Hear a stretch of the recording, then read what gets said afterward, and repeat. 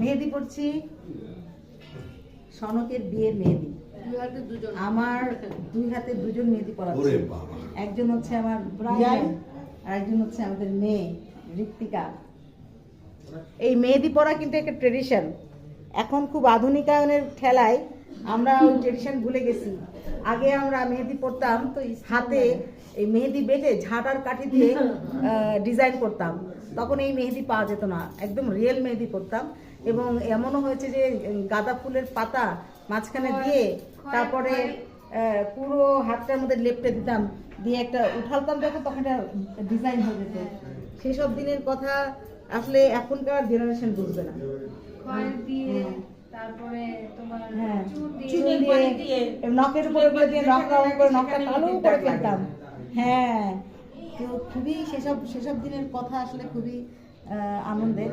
তো এখনকার জেনারেশন শুনলে ভাববে এগুলো রূপকথার মতো যে মেহেদি ঝাঁটার কাঠিতে দেওয়া যায়। হ্যাঁ, আবার কিভাবে মেহেদি পারলে সেটা আবার রং হবে না, মানে কি বার যেন ছিল ভুলে গেছি। মেহেদি বাটতাম না যাতে হাতে লেগে যাবে, লোক দিয়ে মেহেদি বাটতাম। খুবই সুন্দর। পলিথিন হাতে বেঁধে, হ্যাঁ পলিথিন হাতে বেঁধে, হ্যাঁ এটাও। তো মেহেদি দেওয়া খুবই আনন্দের একটা বিষয়। এখন আজকে আমরা মেহেদি পড়ছি সনকের মেহেদি সন্ধ্যা। আমরা আজকে মেহেদি পড়ছি বিশেষ অনুষ্ঠান আমাদের সনকের বিয়ে উপলক্ষে পড়ছি আজকে সনকের মেহেদি সন্ধ্যা। তো সকলে আমাদের সঙ্গে থাকবেন, আমাদের শুভকামনা রাখবেন। আমাদের ছেলে যেন খুব সুন্দর থাকে।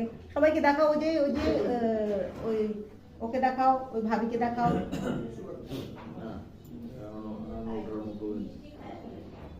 কাছে যাও, ক্লোজ করে দেখাও।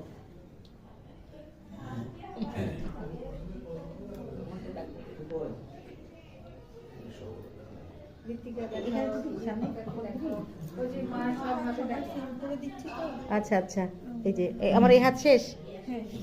আচ্ছা আচ্ছা, আস্তে আস্তে নিচে লাগাও না, এদিকে দেওয়া লাগবে। আচ্ছা, চেহারাটা দেখাও, আমার বিআইনের চেহারাটা সুন্দর করে দেখাও।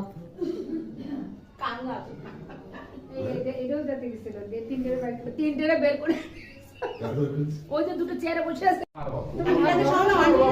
আমার বাবাকে আমি এখনো বলতেছি যে ওরা জামাত শিবিরের লোক না। আমি এখনো বলতেছি ওদের প্ল্যান কি। আমার মেহেদি পড়া শেষ।